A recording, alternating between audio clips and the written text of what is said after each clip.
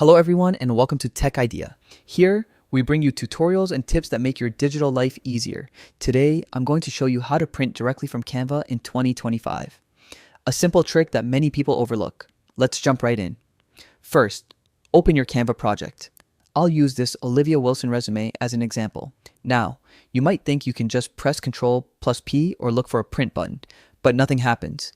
That's because Canva handles printing a bit differently. Here's the easy way. Click on Share, then select Download. In the File type options, choose PDF Print. This format is optimized for high-quality printing. Then, press Download and wait for your file to save. Once the download is complete, open the file from your Downloads folder. You'll see the Print option right there. Click it, select your printer settings, and hit Print. And just like that, your Canva project is ready to go on paper. Printing from Canva has never been this straightforward. I hope this quick tutorial makes your workflow much smoother. If you found this helpful, drop a like and don't forget to subscribe and hit the notification bell for more tech tips. Thanks for watching, and I'll see you in the next video.